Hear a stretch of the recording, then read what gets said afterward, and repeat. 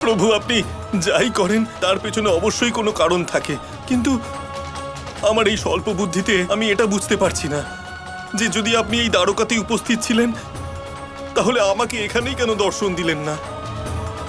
আপনি আমাকে কিষ্কিন্ধায় ডেকে সাক্ষাৎ দিলেন কেন? সে তো আপনার সাথে সাক্ষাৎ করার জন্য আমি অত্যন্ত উৎসুক ছিলাম, কিন্তু আমি বুঝতে পারলাম যে আমি আপনার দ্বারাই রাধাকে এবং সমস্ত দ্বারকাবাসীকে ভক্তির শিক্ষা দিতে পারবো, ভক্তির মাহাত্ম্য, ভক্তির বিশাল আকার দেখাতে পারবো। আর এই কথা আমি নিজেকেও বুঝিয়েছিলাম।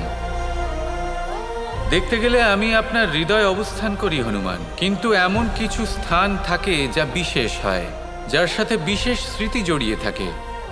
সেখানে এক আনন্দের অনুভূতি হয়। সেই জন্যই আমি কিষ্কিন্ধা পছন্দ করেছিলাম।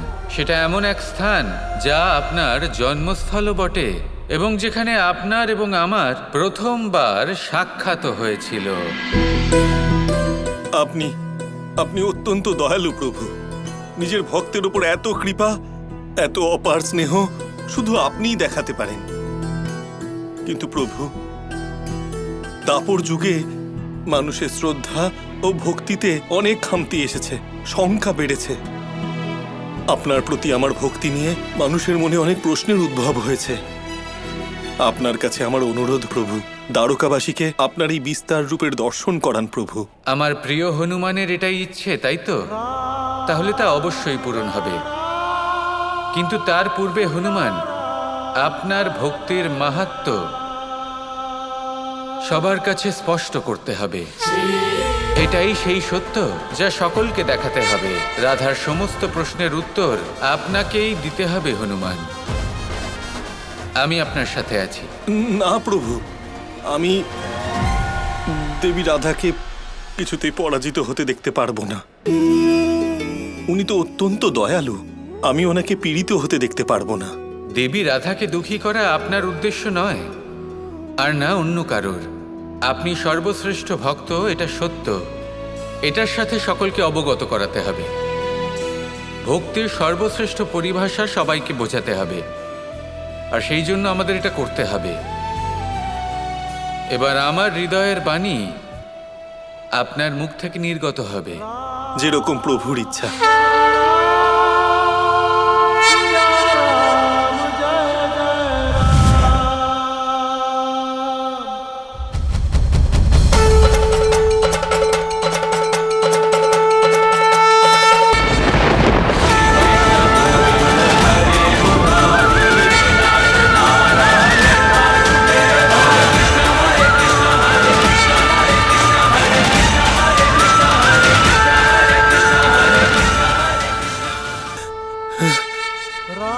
প্রভু শ্রীরাম,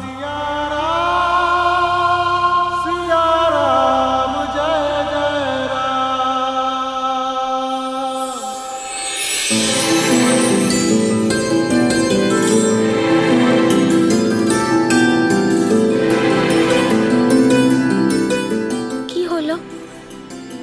পরিবেশ এতখানি উজ্জ্বল। পরিবেশের এই ঔজ্জ্বল্য আমার প্রভু শ্রীরামের উপস্থিতির কারণে দেবী রাধা। আমার প্রভু শ্রীরাম দ্বারকাতেই উপস্থিত আছেন, আর স্বয়ং উনি আপনার জন্য বার্তা পাঠিয়েছেন। আচ্ছা, কি বলেছেন আপনার শ্রীরাম? দেবী রাধা, আপনি বলেছেন যে যখন থেকে আপনি আপনার চোখ খুলেছেন তখন থেকে শ্রীকৃষ্ণকে আপনার সামনে দেখেছেন। এর অর্থ হলো আপনার পূর্ব স্মৃতি সম্পর্কে আপনার ধারণা ছিল, আপনার অস্তিত্বের জ্ঞান ছিল। আর অপরদিকে আমার জন্মের অনেক বছর পরে আমার প্রভু শ্রীরামের সাথে আমার সাক্ষাৎ হয়েছিল। কিন্তু এমন মনে হয় যেন ওই সাক্ষাতের পূর্বে আমার জীবনের কোনো অস্তিত্বই ছিল না, যেন আমার জন্মই হয়েছিল ওই সাক্ষাতের পরে।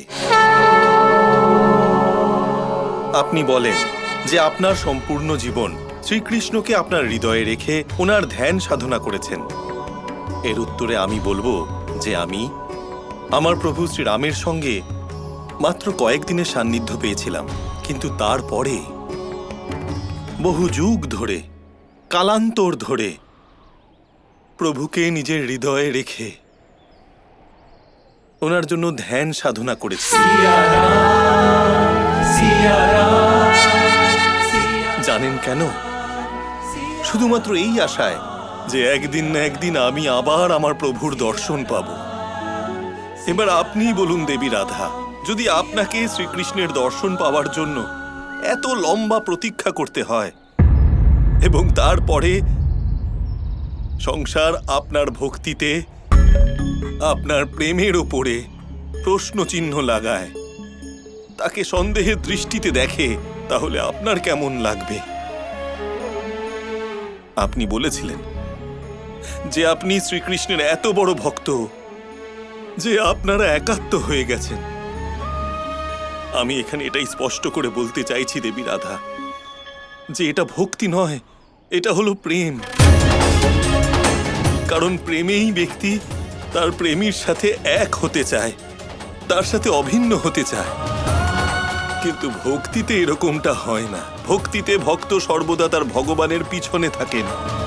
যেমন আমার প্রভু শ্রীরাম সর্বদা আমার থেকে এক পা এগিয়ে থাকেন, আর আমি ওনার ভক্ত, সর্বদা ওনার পেছনে ওনাকে অনুসরণ করি। কারণ এটাই তো ভক্তি। প্রভুর দর্শন হোক বা ওনার স্মরণ হোক, একজন ভক্তের জন্য সর্বদা তার প্রভুই তার অস্তিত্বের কেন্দ্র হয়। দেবী রাধা, আপনি কি কখনো কল্পনাও করতে পেরেছেন যে আপনি শ্রীকৃষ্ণের থেকে বহু যুগের জন্য দূরে যাবেন?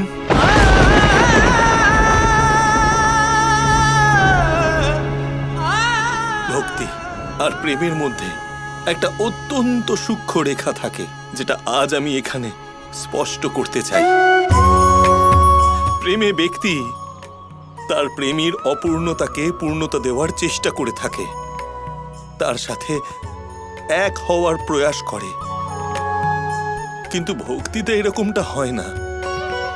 ভক্ত তার ভগবানের সম্পূর্ণতার উপরে পূর্ণ বিশ্বাস রাখে, আর ওই সম্পূর্ণতার স্তুতি করাকেই ভক্ত তার জীবনের পাথেয় মনে করে। দেবী রাধা, আমার জন্য আমার প্রভু শ্রীরাম সর্বসম্মত, উনি সম্পূর্ণ, আর আমি এই সম্পূর্ণতাকে পুজো করি। এটাই আমার ভক্তি। কিন্তু আমি আপনাকে জিজ্ঞাসা করতে চাই দেবী রাধা, আপনার মনে কি কখনো এটা হয়নি যে আপনি শ্রীকৃষ্ণের অপূর্ণতাকে পূর্ণতা দেওয়ার চেষ্টা করতে চান? আপনি কি নিশ্চিতভাবে এটা আমাকে বলতে পারবেন যে শ্রীকৃষ্ণ স্বয়ং আপনাকে ছাড়াও পূর্ণ? প্রভু শ্রীরামের জন্য আমার প্রতীক্ষা কোনো সাধারণ প্রতীক্ষা নয় দেবী রাধা। এতে বহু যুগের অন্ধকার, একাকিত্ব ও বিয়োগ আছে। প্রত্যেক যুগ এক অন্তহীন রাত্রির গহন অরণ্যের যাত্রার সমান, যেখানে প্রকাশের জন্য আমার কাছে শুধু প্রভু শ্রীরামের স্মৃতির একটা দ্বীপ থাকে। আপনি কি কখনো এরকম যাত্রা করেছেন দেবী রাধা, যেখানে এক এক করে আপনার সমস্ত কাছের মানুষ, পরিচিত, মিত্র সবাই এক এক করে আপনার সঙ্গ ছেড়ে দিল, আর আপনি একাই এগিয়ে চললেন?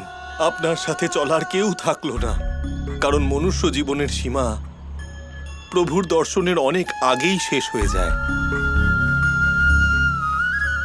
হ্যাঁ দেবী রাধা, আপনি কি কখনো নিতান্তই একা যাত্রা করেছেন, যেখানে এক দুর্লভ ক্ষণের জন্য আপনাকে বহু যুগ পথে চলতে হয়েছে?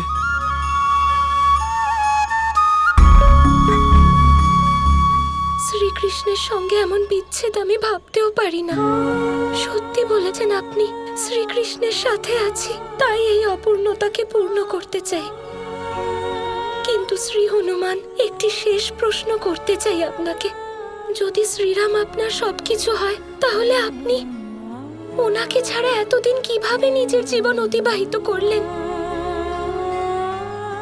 কারণ আমি তো কৃষ্ণকে ছাড়া বাঁচতেই পারবো না।